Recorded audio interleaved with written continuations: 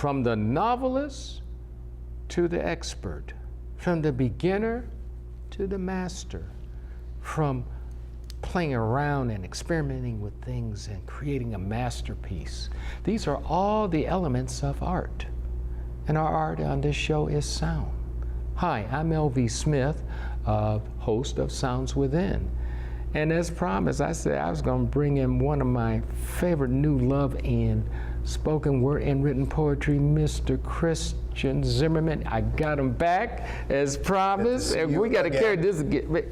I am so excited. I mean, some folks say, "Oh, I'm so excited." You know, like, yeah, you say that there, but no, I'm excited. Do you mean what you say? I truly mean that because, like I said, poetry to me is like a unappreciated. It's like a sleeping giant. And I'm reminded of the great actor John Houseman when he talked about opportunities. Don't sneak up and bite you on the bottom and announce they're here.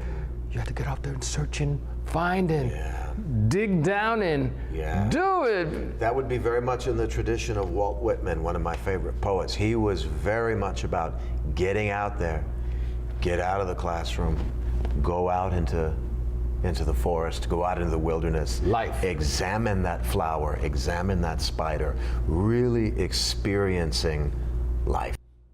You know what, Christian, I got to find out in the writing process what got you going. But the main thing is I like to know some more of the people that inspired you and who are your influences that made you pursue this unappreciated art.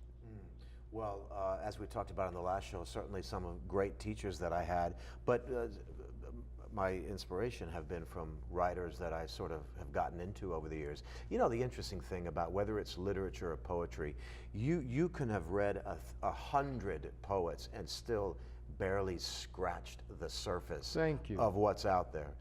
So eventually I decided to hone my reading down. And so I started focusing on American poets, going all the way back to really the first one, who was a woman, Anne Bradstreet, one of the first Puritan poets that got published, and moving up through, you know, the greats like Longfellow, Whitman, Robert Frost. If I had to pick one, I would probably say Walt Whitman. I think I returned to his poetry more than anybody else's. If I had to pick one that I think my work most resembles, not saying it's on par with, but most resembles, would probably be William Carlos Williams, who was part of what they call the Imagist tradition. It was very simple, the poetry of the here and now. They called it the poetry of the thing. What is before you? What do you see in this thing? Write about this thing. So he had some classic poems that are studied today in classes that are 8 lines, 9 lines. Very simple, but so far-ranging when you really get down and look at the complexities of it. But that's, yeah. Wow. Are there any contemporary poets that you identify as your mentors? I'm going to say David Wevel. David Wevel, I think, was born in Japan, grew up in Canada, and I think he was Canadian, or is Canadian, and he is a professor at the University of Texas in Austin, and I had him. He was my creative writing teacher, but he has been a pretty prolific poet by his own standards, and he is certainly in the modernist tradition. I was dipping into some of his work today. You know, I would say it's David Wevel. Look him up. Okay, but I am curious of the terms you use, such as impressionist or Imagist. Yeah. What are they? Well, see, that's funny.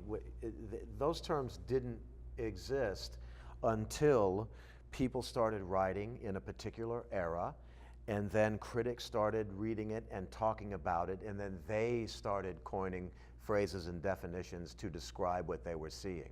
I don't think, Emerson, Ralph Waldo Emerson, woke up one day and said, I'm going to be a transcendentalist writer. I don't think Thoreau did, and I don't think Whitman did. They didn't say, I am going to write a transcendentalist essay or a transcendentalist poem.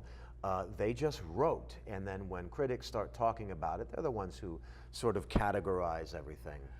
So all that stuff happens after the fact. Yes, transcendentalists. Yeah. trying to figure out what do you mean when you say transcendentalism? Well, I don't want to sound too unintelligent here, but it was basically a movement in the early 1800s. It was a very stark break from the formal traditions of literature. It was very groundbreaking. They were borrowing a lot of philosophies from the East regarding Eastern religions and Yes. Zen, and it was a break in form.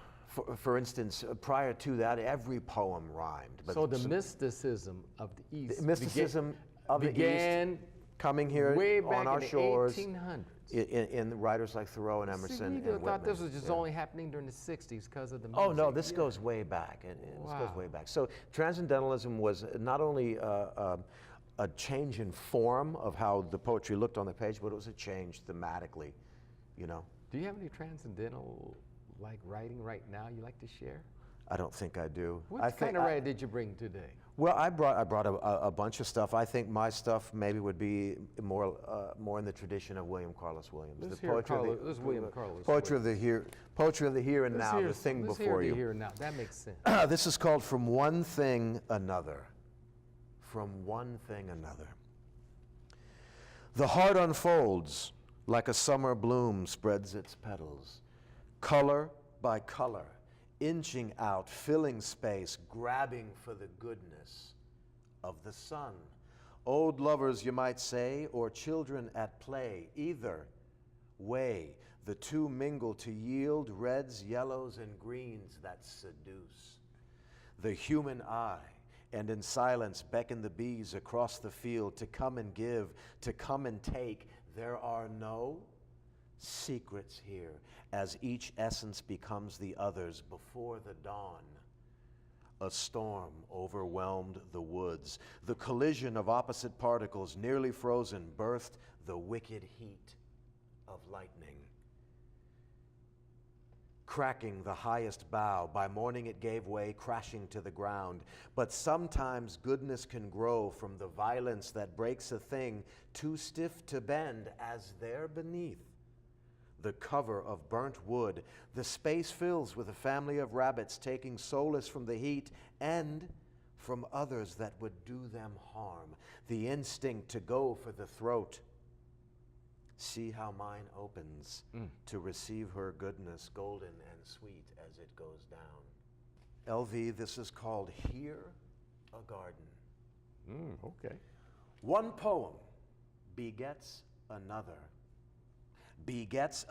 and then sprouts lust and wonder like a new spring rose up through the brittle falling weeds. Each one stronger than the other, layer on layer of rich metaphor tangle like bodies. Twisting closer in, so close a fragrance becomes, consumes, and then, reaching towards the light, a flower leans over time like the mouth. Wet and slightly open, inclines towards lips, so full, red and far. Away the poet waters the imagery, but all that grows is irony. This is called Somewhere Before the Years Pass. In the good company of a seasoned oak that spreads its shade with love to any in need, sits a tired park bench.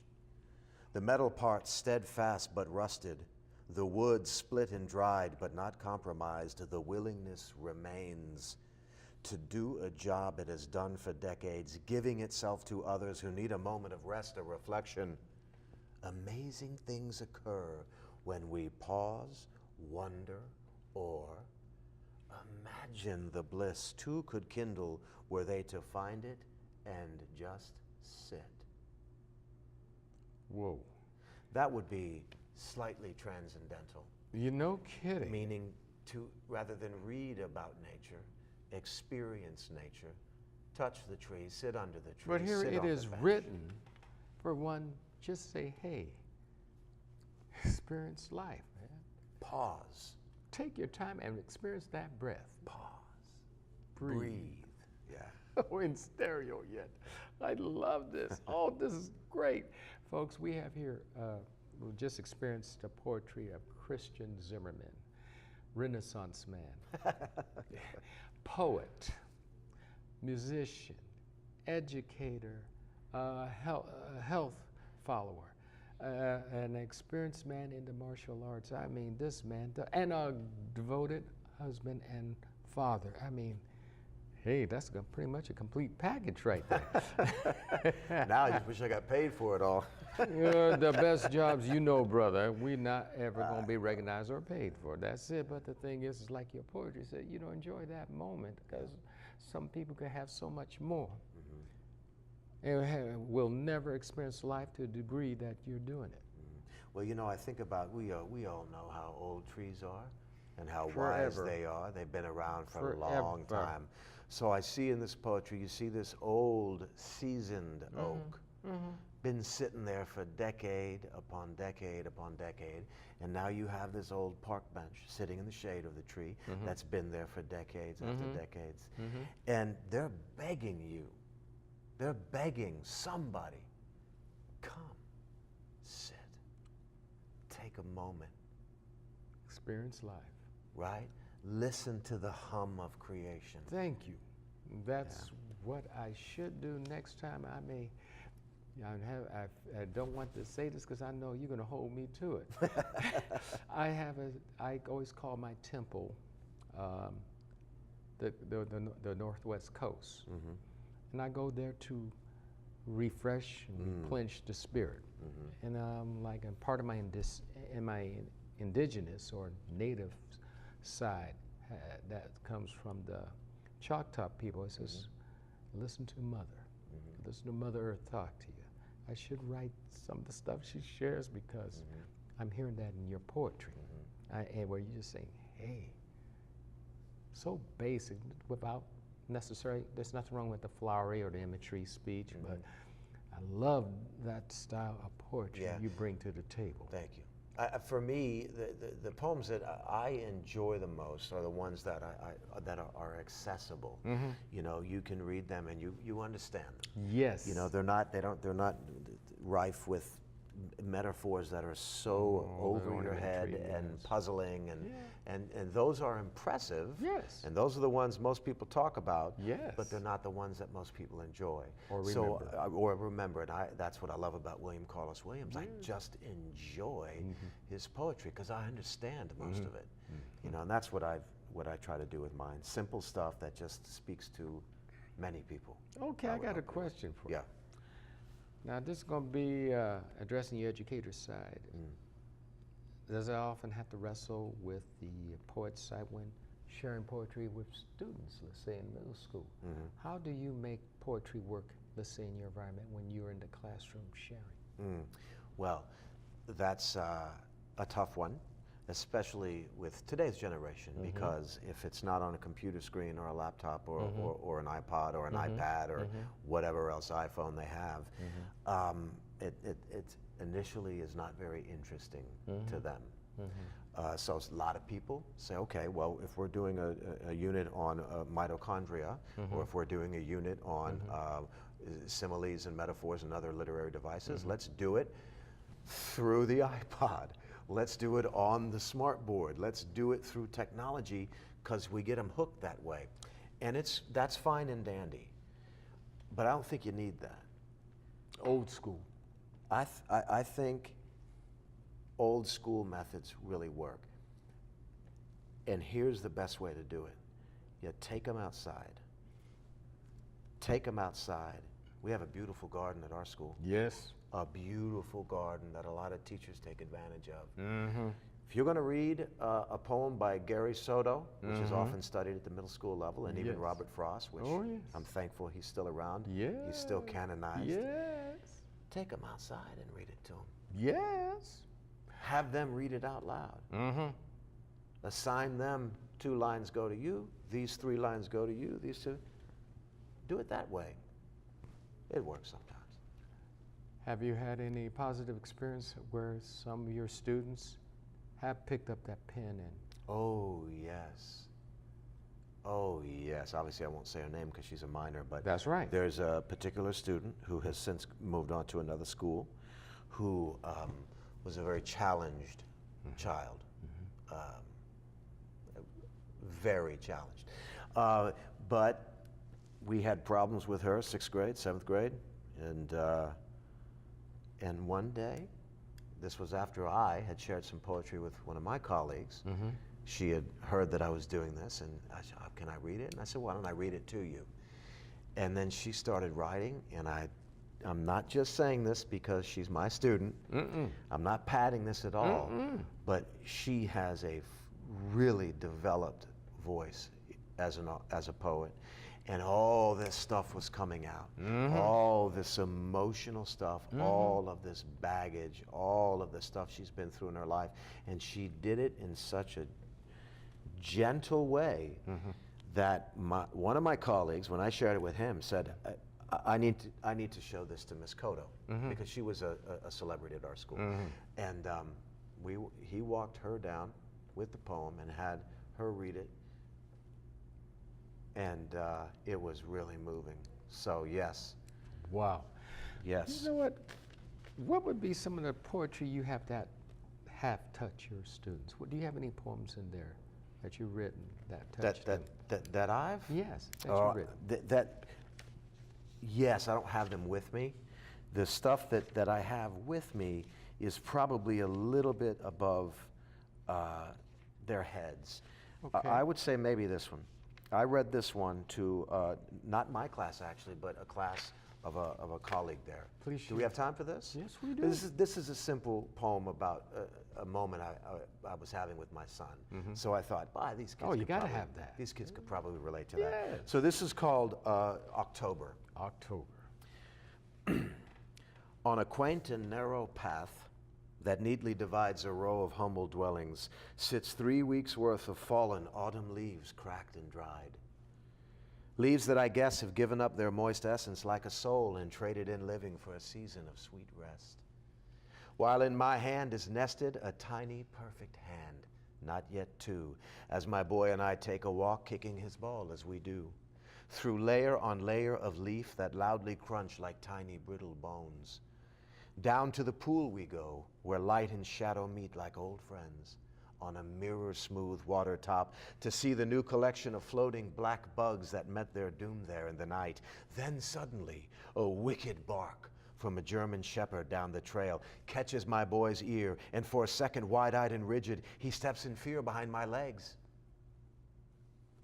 But the moment passes, as he reckons the beast a friendly one, and pulls me further yet to a small hill that rolls gently down into a stretch of wild thicket, still holding its green though the fall beckons. Then, into the tangled overgrowth, the boy throws rock after rock, clumsy at first, but with each fling, his skill growing certainly enough to startle a crow, resting on the vine like a black ghost in the mist. And as I drift off to when I was a boy, tossing stones across the creek and into trees, the circle of time completes itself. And I think it best that while my son plays, I should sit on the old bench and rest my knees. That bench. One. I do have one that mentions my little dog. Listen to your little dog.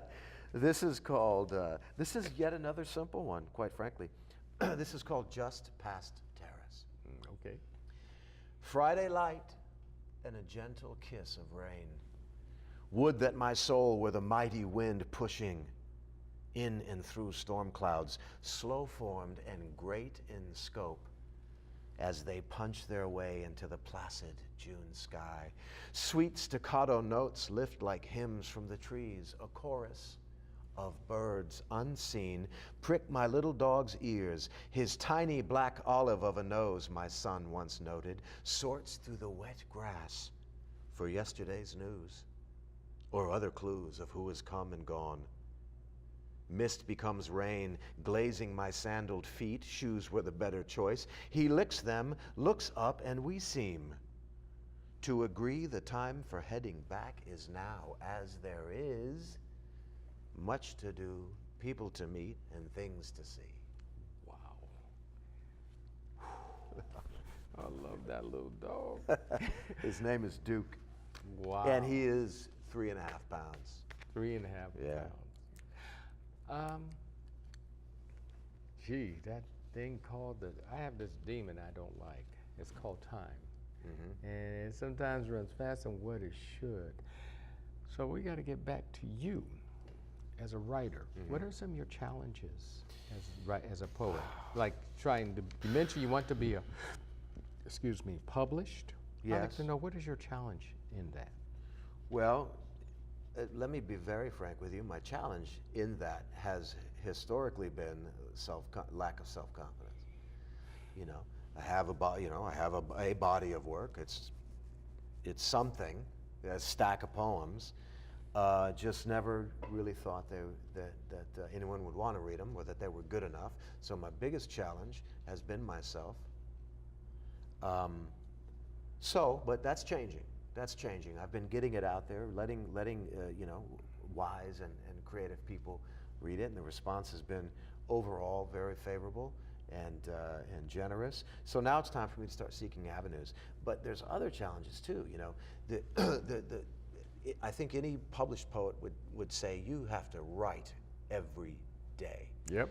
And I agree with that, but I don't. I get clouded in my head.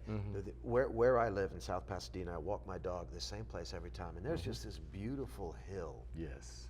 It's a beautiful hill right next to in stark contrast to the Pasadena Broadway water plant. Yes.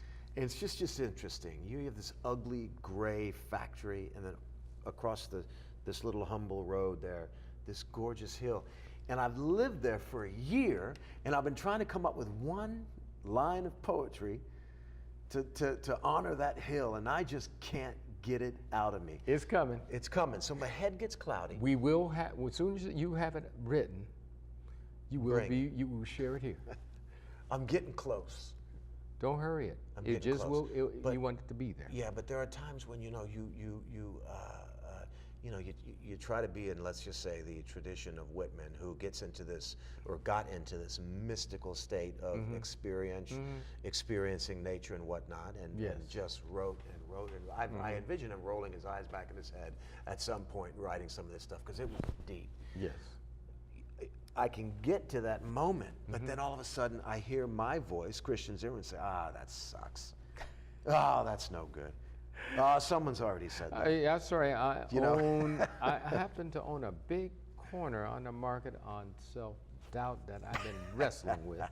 So I guess that's why you're my brother from another mother, There you go. and we're gonna have to We'll have beat to this fix thing that. out of. Yeah, we're gonna fix beat that. this thing out of us and Beat get it out like rid of the it. devil. Yeah, just choke it out. That's even better. Even better. Choke it out. Choke it out. Yeah, With a bow and arrow choke. Yeah, love it. And that's a metaphor for us in Brazilian Jiu-Jitsu. That's right. We'll be sharing more. Yeah. Personally, I would love to do the, not the triangle. There was this one where it was just the necktie.